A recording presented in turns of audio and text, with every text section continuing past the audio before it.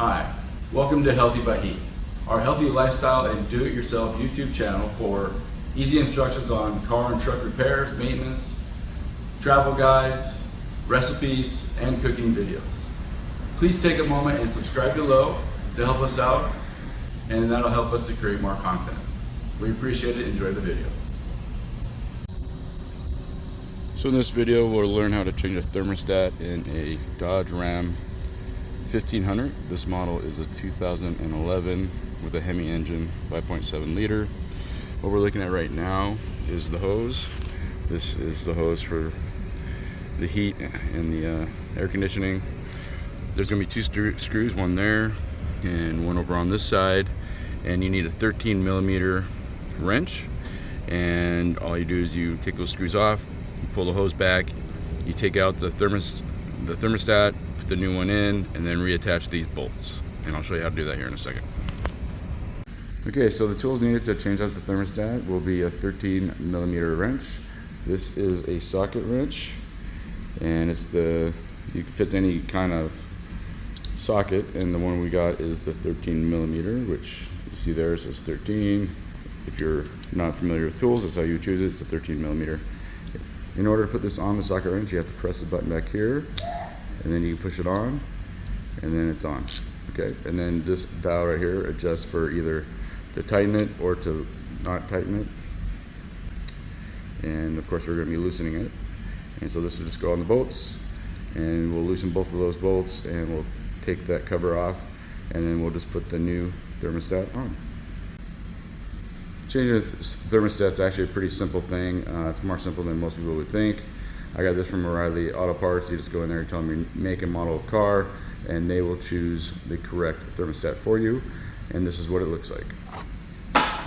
It's that simple.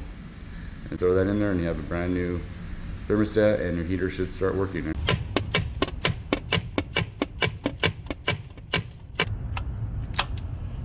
Here's the other bolt. It's on the other side of the first bolt, and we're just going to unscrew this one as well.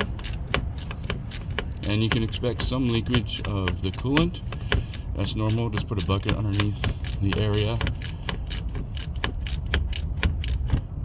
So once you get the bolts loosened, you'll want to take the casing off, which we're about to do. There's one of the bolts right there. And I'm going to get the second one now.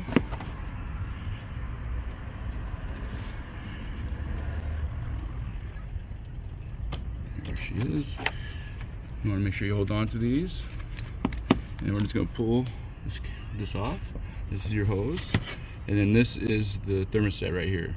And we want to pull this off. So what I'm going to do is I'm going to go get a flathead screwdriver. I'm going to put it right in there.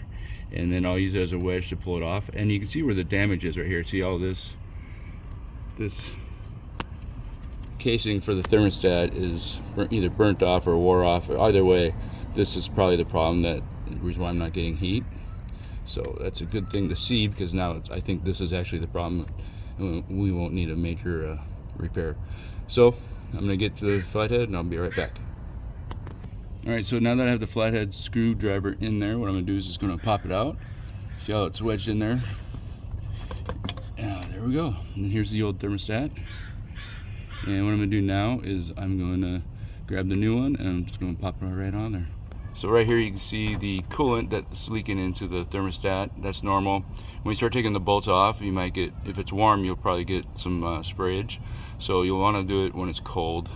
But you will get some coolant leaking out. So I put a bucket underneath the car just to be safe. And it's normal, so just know that it's normal if any fluids come out of the thermostat while you're doing it. So we have the first screw in right there. It's not all the way in, as you can see. It's just about halfway on, and then I'm gonna go to the other side, and I'm gonna put this other screw on this other side, which is hard to get a good camera angle on, but you can see the hole right there. I'm gonna put the screw in there, get it on half on, and then go back to this screw, tighten it all the way, and then back to the screw, tighten it all the way, and then go back to both screws and just make sure that they're tight after this one gets tightened all the way. Tighten that one again, and then make sure that's tight as well.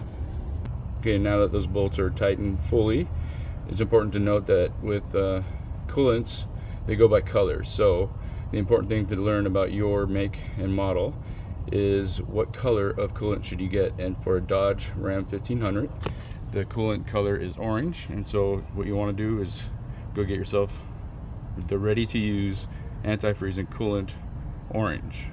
So in order to locate where the coolant goes in your engine, just look for this symbol, and then you just pop this up and just make sure it's dried off. Put that to the side, grab the funnel, put that in there, off, and fill it until I think it's probably to the max, and then I'm just going to check it a couple times until we get it all the way filled. I'm going to stop by right there. I'm going to measure it now, and then I'm going to put more in there, and I'm going to measure it again, and then once you get to that max, that's when you stop, and then you'll just take this out, put this back in, and close the lid. And that's how you change coolant in your engine.